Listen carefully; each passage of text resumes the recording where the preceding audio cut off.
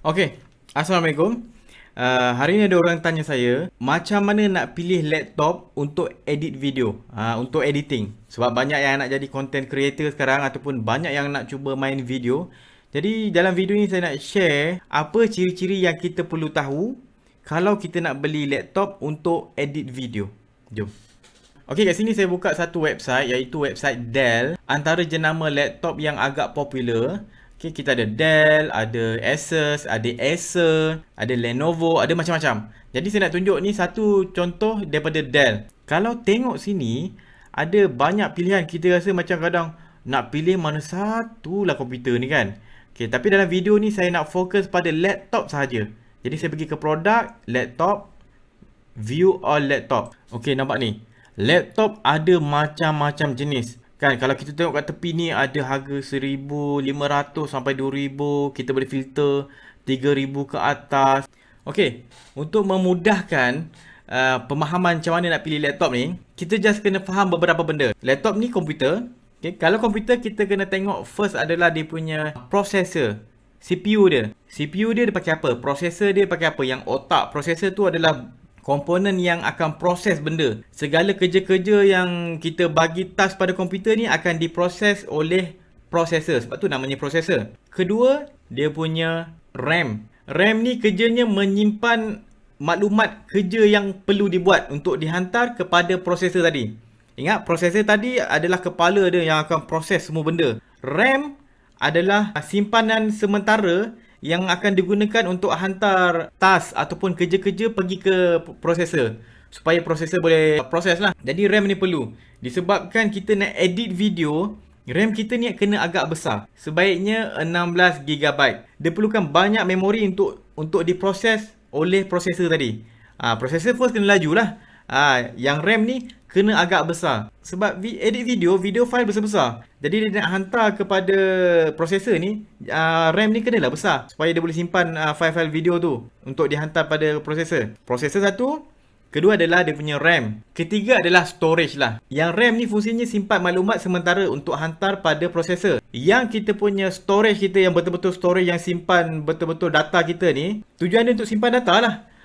Kalau kita punya file-file video semua tu memang original dia daripada storage ni. Jadi storage kita ni pun penting juga. Jadi kita kena ambil storage yang laju. RAM memang laju. RAM memang sudah tentu laju biasanya. Cumanya kita nak RAM yang besar. Untuk storage pula yang untuk simpan maklumat ni, simpan kita punya video-video segala macam komputer, kita punya barang-barang software semua, simpan dekat storage ni. Storage ni bukan sekadar besar, storage ni kena laju. Bila benda tu slow, speed storage kita ni slow, kita nak edit video pun akan jadi lambat. Sebabnya dia nak korek lah maklumat dekat dalam storage ni. Video-video ni semua nak transfer kepada RAM dulu. RAM ni baru proses dekat kita punya processor. Jadi bila peringkat awal ni dah slow, kerja kita semua slow. Jadi storage pun kena laju. Bukan setakat besar, laju. Dan yang keempat adalah graphic card. Nak edit video kena ada graphic card. Walaupun graphic card tu yang murah. Graphic card ni ada beberapa, ada brand Nvidia, ada AMD, tapi saya lebih prefer Nvidia sebab dia lebih bagus dalam kategori graphic card. So sekarang 4 benda ni kita tengok dekat spesifikasi laptop yang kita nak cari. Ini adalah jenis banyak laptop sebenarnya. Kedai laptop memang banyak pilihan laptop kan. Jadi untuk memudahkan, first saya kata tadi adalah processor. Kita pergi pada processor ni sebab kita nak filter kan. Contoh saya ambil ni lah 9th gen i7 punya.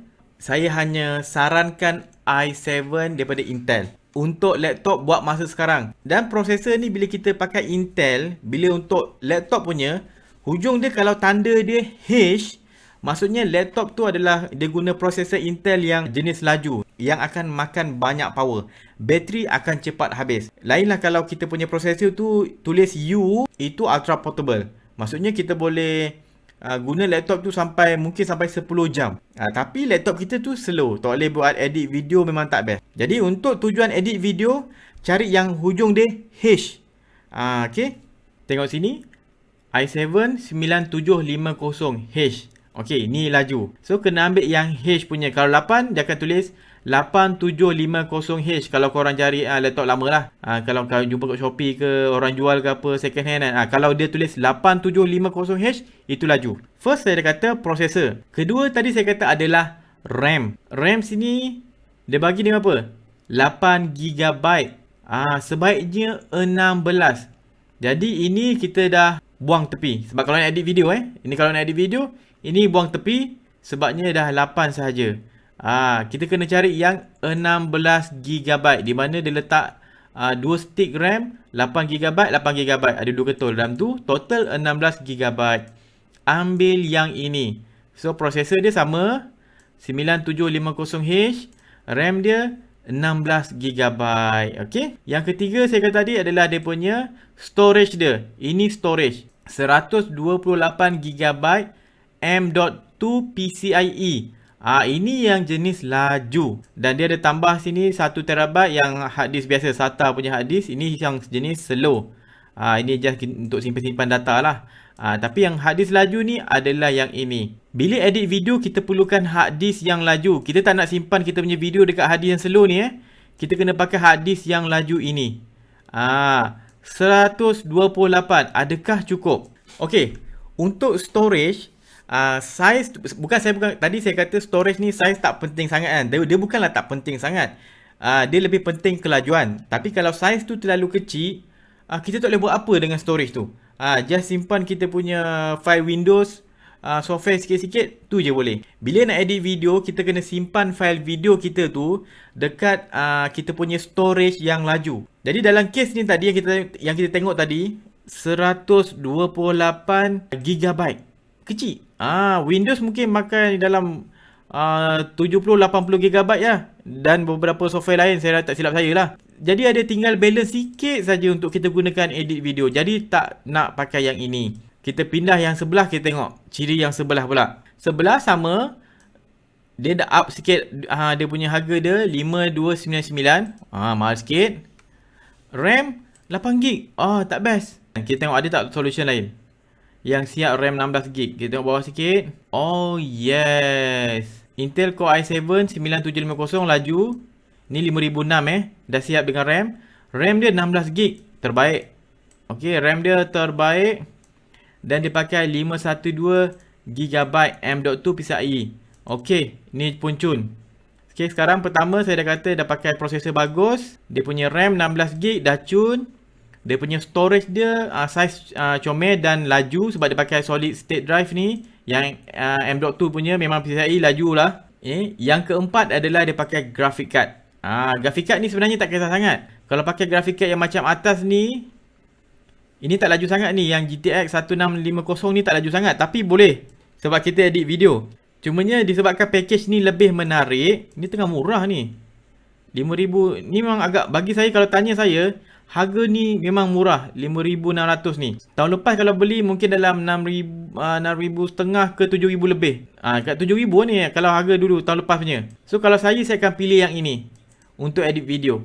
Memang terbaik. Dan dia ada pakai 2060 punya RTX yang baru graphic card. Memang laju. Dan disebabkan dia Nvidia, kita ada beberapa kelebihan lagi graphic card ni. Nvidia dia ada NVENC punya encoder. Di mana kita mudah nak encode video file.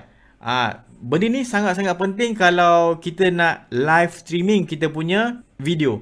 Kalau kita nak buat live streaming. Contohnya kita main game sambil live. Ataupun kita nak buat video live, multi streaming. Mungkin kita nak live dekat Facebook dan serentak kita nak live dekat YouTube. Dua-dua tempat kita nak live serentak. Sebab content creator buat video, live adalah satu jenis format video. Graphic card daripada Nvidia sangat-sangat bagus sebabnya dia ada NVENC. Jadi kalau case saya, kalau tanya saya nak beli betul-betul laptop untuk editing, saya akan pakai yang ini. Spesifikasi yang macam ini. Dan spesifikasi macam ni, kalau kita tengok sebenarnya ada yang lagi mahal tau. Contoh kita pergi bawah sikit. Kita boleh tengok kalau daripada Dell ni, kita boleh tengok Dell XPS. Nampak ni? Ini lagi mahal. XPS 15. Harga 8,500. Dan graphic card ni semua sama ni. Prosesor sama. RAM sama. Dia punya storage pun sama laju. Tapi graphic card dia bagi lagi rendah, lagi slow daripada yang atas ni tadi. Walaupun harga 8,000 lebih, ini lagi laju. Kenapa ada spesifikasi yang sama, semua sama, dan ini boleh jadi mahal dan ini boleh jadi murah? Dia ada beberapa sebab. Antaranya adalah design, yang macam yang kalau yang mahal tu kadang design dia lawa sikit, dia akan guna material yang bagus. Kalau kita pegang dia punya body dia, kita cuba bengkok pun susah. Dia tahan lasak. Screen dia cantik. Itu satu kategori juga.